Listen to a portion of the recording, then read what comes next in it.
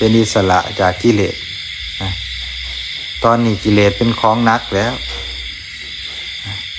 การแก้ไขได้กิเลสเป็นของเบาอยากเตะมันถิ่มย่างได้ก็ได้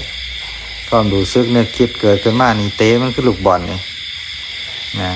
บ่มีผลต่อใจแต่ใจเฮาบ่มีกำลังกิเลสเข้ามานี่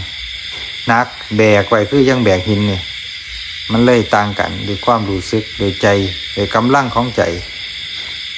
อันฝึกสติเพื่อให้ใจมีกำลังนะ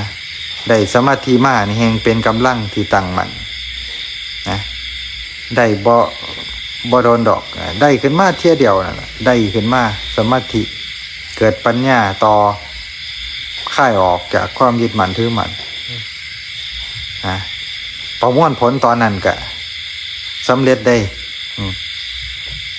นะก็ยังไปเรียนหนังสือหรือไปกาข้อสอบกันแหละไปกาข้อสอบไปกาอยู่เที่ยเดียวเท่านั้นแหละเพื่อสิเลื่อนขั้นเรียนมาเบิดปีไปสอบวัดผลอันสอบผ่านกับผ่านบ่ได้เรียนอีกการภาวนาเฮากันเฮานั่งสมาธิเดินจงกรมขั้นตอนใดเฮาผ่านสอบผ่านเลยก็บ่ได้เรียนอีกได้บทนั่นก็อยู่แบบชิวๆไปผ่านเฮาก็เลยว่าเฮาเฮ็ดไปให้ถึงมือมันผ่านไปเฮ็ดไปแบบง่ายๆบ่ต้องไปกดดัน1บ่จมอยู่กับความผิดแก้ไข2บ่ไปกดดันในการอยากได้ผลแค่เฮ็ดไปเรื่อยๆบ่มีไผไปบังคับเอาผลมันดอกเฮาใส่ชีวิตไปเรื่อยๆของนักภาวนาเฮาแต่ละมื้อแต่ละเว้นคือจังตื่นมาก็มาเฮ็ดหน้าที่เจ้าของด้วยความพอใจก็เว้าหัวนัวมวนกันไปเห็นบ่ยามสันเข้าก็ได้สวดมนต์ได้นั่งสมาธิได้ฟังธรรมกินข้าวแล้วก็แยกย้ายกันไปใส่ชีวิตไผมีหน้าที่หยังก็เฮ็ดไผอยากเฮ็ดหยังก็เฮ็ดไผอยากพักผ่อนก็พักอยู่กับเจ้าของไปให้มันหม่มมืออยากย่างจงกรมจัก15นาที30นาทีก็ย่าง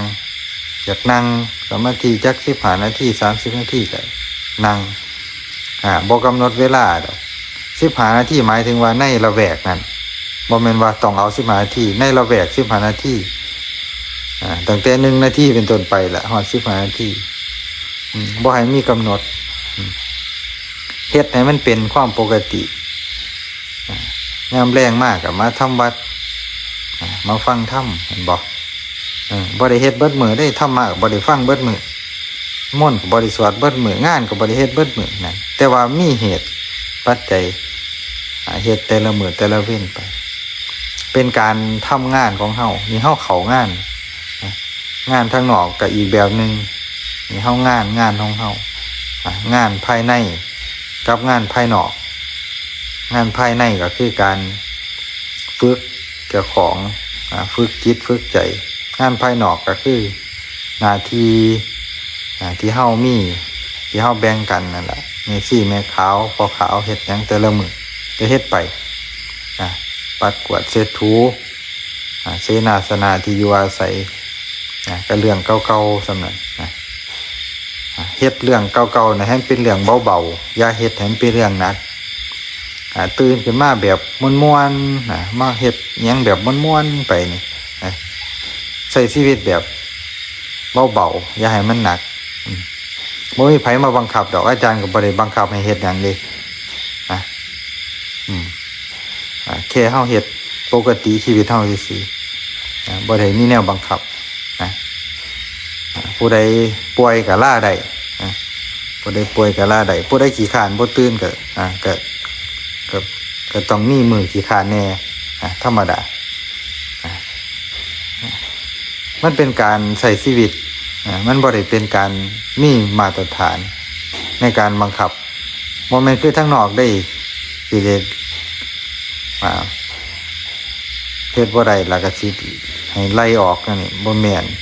การภาวนามันเป็นการฝึกเจ้าของไผฝึกได้ก็ได้ไผฝึกบ่ได้ก็บ่มีไผลงโทษไผได้แต่ว่าการเบียดเบียนกันจังเป็นโทษนะคันอยู่นำกันบ่ถือขิงกันตัวนั้นจังผิดนะมันบ่ต้องฝ่าวอัสนะกิเลสอยู่เรียนรู้มันไปเรื่อยๆเรื่อยๆแล้วมือหนึ่งก็ดีเองนะ